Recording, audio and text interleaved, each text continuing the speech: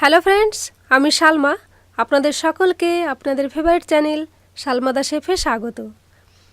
আজ আমি শীত স্পেশাল নলেন গুড়ের সন্দেশের রেসিপি আপনাদের সঙ্গে শেয়ার করব। নলেন গুড়ের সন্দেশ বানাতে আমাদের লাগবে 1.5 লিটার দুধের ছানা, 100 গ্রাম পাটালি গুড়, 2 চা চামচ নলেন গুড়, গুঁড়ো দুধ 30 গ্রাম, আর লাগবে অল্প পেস্তা কুচি ও 1 চিমটি কেশর। সন্দেশ বানাতে গেলে প্রথমেই আমাদের ছানা তৈরি করে নিতে হবে। আমি একটা বড় পাত্রে 1.5 লিটার ফুল ক্রিম মিল্ক নিয়ে হাই ফ্লেমে বসিয়েছি। দুধটা ফুটে গেলে ফ্লেমটা কমিয়ে মিডিয়ামে করে দিতে হবে।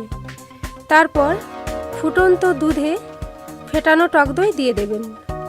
দই দেওয়ার পর আস্তে আস্তে নাড়তে থাকবেন। বাড়িতে ছানার জল থাকলে ওটা দিয়েও ছানা কাটিয়ে নিতে পারেন। যখন দেখবেন ছানা ও জল আলাদা হয়ে গেছে, তখন ফ্লেমটা অফ করে দেবেন এবং সুতির কাপড়ের ওপর ছানাটা ঢেলে ঠান্ডা জল দিয়ে ভালো করে ধুয়ে নেবেন।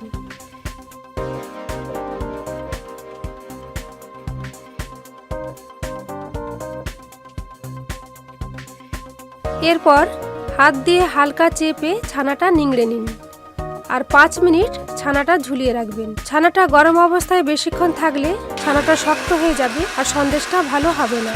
এবার জল ঝরানো ছানাটাকে ওয়েট কন্টেনারে দিয়ে মিহি করে পিষে নিন। আপনি চাইলে হাত দিয়ে মেখেও মসৃণ করে নিতে পারেন। এখানে বলে রাখি 1.5 লিটার ফুল ক্রিম মিল্ক থেকে 300 গ্রামের একটু বেশি ছানা তৈরি হয়েছে। আমি লো মিডিয়াম ফ্লেমে একটা কড়া বসিয়েছি। এতে 100 গ্রাম খেজুরের পাটালি গুড় দিয়ে দিচ্ছি। গুড়টা আমি ছোট ছোট করে টুকরো করে নিয়েছিলাম। গুড়টা গলে গেলে ছানাটা অ্যাড করবেন, কারণ পাটালি গুড় গলতে সময় নেয়। গুড় ও ছানা একসঙ্গে দিয়ে দিলে গুড় গলতে গলতে ছানাটা শক্ত হয়ে যাবে। আপনারা দেখছেন পাটালি গুড়টা গলে গেছে। গুড় গলে যাওয়ার সঙ্গে সঙ্গে ফ্লেমটা কমিয়ে লোতে করে দেবেন। এরপর 2 চা চামচ নলেন গুড় দিয়ে দিন। এবার এতে পেষা ছানাটা দিয়ে নাড়তে থাকুন।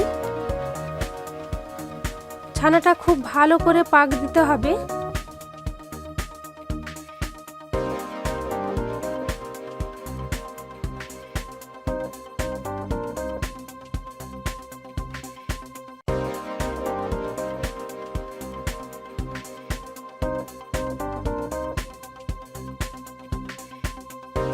এবার আমি এতে 30 গ্রাম গুঁড়ো দুধ দিয়ে ভালো করে মিশিয়ে নেব।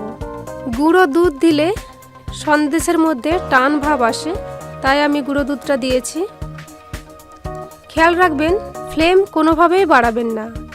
লো ফ্লেমেই ছানাটা ভালো করে পাক দিতে হবে। ফ্লেম জোর থাকলে কিন্তু ছানাটা শক্ত হয়ে যাবে, সন্দেশটা ভালো হবে না। ছানার মধ্যে এই যে জল জল ভাবটা আপনারা দেখতে পাচ্ছেন, এটা শুকিয়ে নিতে হবে।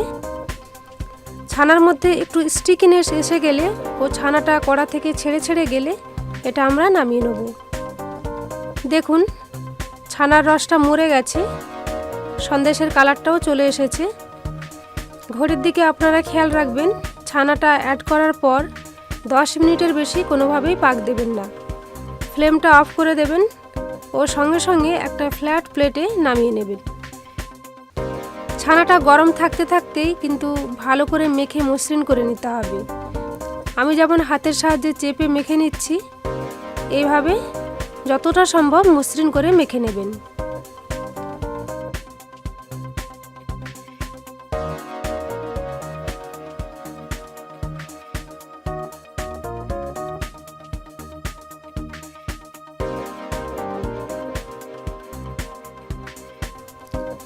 এরপর অন্য একটি প্লেটে অল্প একটু ঘি মাখিয়ে নেব, তাহলে সন্দেশটা শেপ দেওয়ার পর তুলতে সুবিধা হবে।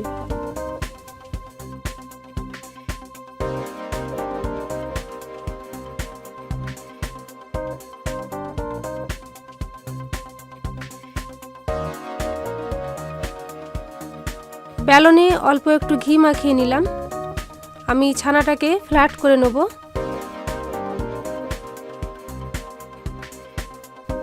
ছানাটা ফ্ল্যাট করা হয়ে গেছে।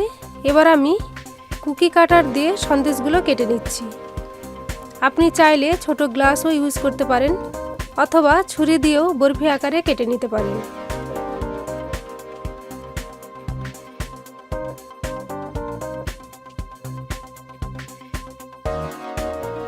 এরপর সন্দেশগুলোর ওপরে অল্প পেস্তা কুচি ও অল্প কেশর আলতো চেপে বসিয়ে দেবো। পেস্তাটাকে আমি মিডিয়াম ফ্লেমে কড়া বসিয়ে 30 সেকেন্ড রোস্ট করে নিয়ে ছোট ছোট টুকরো করে নিয়েছিলাম। তো ফ্রেন্ডস, আপনারা দেখলেন কত সহজেই বাড়িতে নলেন গুড়ের সন্দেশ বানিয়ে নেওয়া যায়। আপনারা আমার এই রেসিপিটা ফলো করে চটপট বাড়িতে গুড়ের সন্দেশ বানিয়ে ফেলুন। আর আপনাদের সন্দেশ কেমন হলো অবশ্যই জানাবেন। আর আমার এই রেসিপিটা ভালো লাগলে প্লিজ লাইক করবেন, বন্ধুদের সঙ্গে শেয়ার করবেন, কমেন্ট করবেন। আর আমার নিত্য নতুন রেসিপির আপডেট পেতে আমার চ্যানেল সালমা দা শেফকে সাবস্ক্রাইব করবেন।